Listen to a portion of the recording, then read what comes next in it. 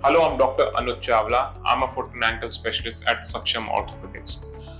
अभी हमने बात करी थी इससे पहले कि प्लांटर fasciitis को हम किस तरीके से ठीक कर सकते हैं नॉन ऑपरेटिव टेक्निक से, which primarily includes physio and a good footwear. And trust me on this कि 95% ऑफ द केसेस जो हैं वो इससे ठीक हो जाते हैं, but still there are 5% of the patient जिसमें इन सब चीज़ों से आराम नहीं आता और उसमें हमारे को सर्जिकल रूट में जाना पड़ता है। तो सर्जरी अगर हम प्लांटर फेशियाइटिस की बोलें तो सर्जरी जो है वो बेसिकली टाइट स्ट्रक्चर को रिलीज करने के ऊपर ही है।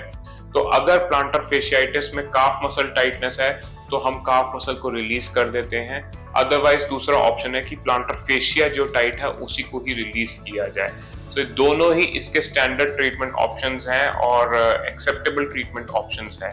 मेरे से अगर पूछा जाए personal opinion, I normally do a calf muscle release, क्योंकि सब पेशेंट्स में काफ मसल्स की थोड़ी बहुत ही टाइटनेस होती है and calf muscle release is something जो कि मैं सिंगापुर, स्पेन, यूके मैंने जहाँ पे भी काम करा है वहाँ पे सिर्फ वो ही देखा है and it works very well और in fact more than 90 to 95% success rate है।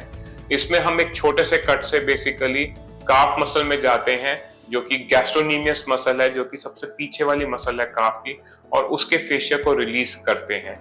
इसको करने के अलग अलग तरीके होते हैं, तो I will not go into detail, but the essence of the treatment is कि उस काफ मसल को रिलीज करा जाए ताकि वो प्लांटर फेशिया पे प्रेशर कम हो।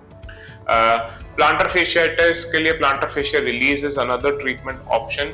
वो भी किया जाता है जिसमें से खोल के फुट के लेवल पे उसमें से हम फेशिया को रिलीज करते हैं, but it has been shown कि फेशिया रिलीज की वजह से कभी कभी फुट में कुछ मैकेनिकल चेंजेस आ सकते हैं जिसकी वजह से लॉन्ग टर्म में कुछ साइड इफेक्ट्स या कुछ प्रॉब्लम्स हो सकती है पेशेंट को। तो इसलिए वो मेरा प्रेफर्ड रूट ऑफ टेक्निक नहीं है। I prefer a calf muscle release which is a small procedure which does not have any significant side effects, और उसके बाद उसमें रिकवरी भी प्रिडिक्टेबल होती है और कोई फुट में कोई प्रॉब्लम आने के चांसेस नहीं है।